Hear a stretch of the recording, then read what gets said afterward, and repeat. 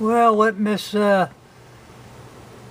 Ingram's saying here is if you are a free thinker, continue watching this. If you've got to be told what to do in life, well, you better go listen to whatever the government has to tell you. This is an eye-opener. I'm only going to play a couple minutes of this. It's like a 8-minute long. I suggest you watch the whole thing. It's an eye-opener, people.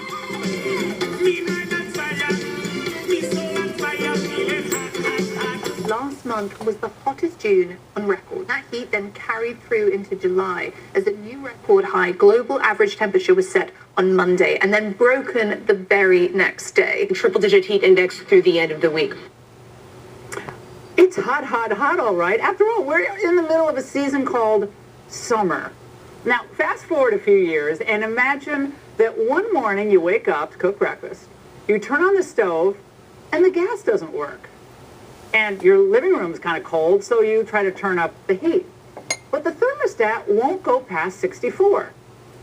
Then you're just so fed up, you jump in your car, you drive to get gas because the tank's empty, but every station you pull into, it's closed. Then an emergency bulletin comes across your cell phone saying that for the foreseeable future, Americans are instructed to limit travel to home and essential work, maybe medical appointments. Now, why is this happening? Because the UN has declared a global climate emergency. That's why. I am presenting a plan to supercharge efforts to achieve this climate solidarity pact through an all-hands-on-deck acceleration agenda. Leaders of developed countries must commit to reaching net zero as close as possible to 2040. That guy is the Tony Fauci of the climate issues. Net zero by 2040? Wait, what's that I hear?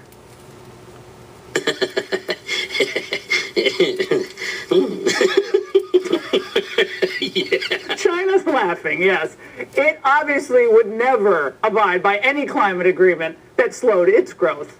But regardless, the UN Secretary General Antonio Guterres is undeterred in his plans to set up a global climate body to force us into compliance.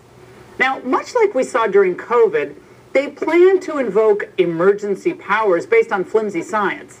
The narrative is already being set. The hottest June ever recorded by a mile.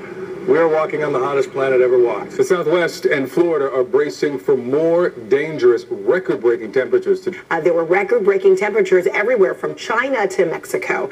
But scientists warn this is only the beginning as we see the growing impacts of climate change. And just as during the pandemic, we're supposed to believe the science, it's all settled.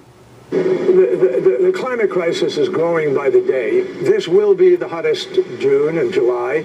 It'll be the hottest summer. It'll be the hottest year. And we all know that because the science is telling it to us and because Mother Earth is responding by telling us exactly what's going on. The thing is, you people, listen very carefully to what I tell you. Back in the 70s, they started this thing called weather modification. They even put up a couple plants. One was in Alaska. What the hell was that called?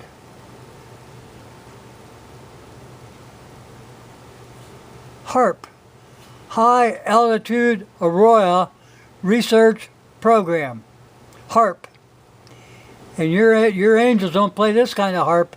This has been changing the weather since the 70s, people. I can remember when the geese used to fly south every winter. But then they started hanging around. And then we started having seagulls at the new Walmart in Alliance, Ohio. And I told people about the seagulls and they laughed in my face until a couple weeks later they went up there and they go, "Wow, you were right." Yep. It's been going on some time, people. It's just getting worse and worse and worse until they lose control of controlling the climate and it turns nasty on Mother Earth. Kind of looks like that's where they're heading now. So maybe they need to put their Frankenstein monster back in the ground and leave the damn weather alone. Thanks for watching, people. I'll put a link. Please go watch the rest of this.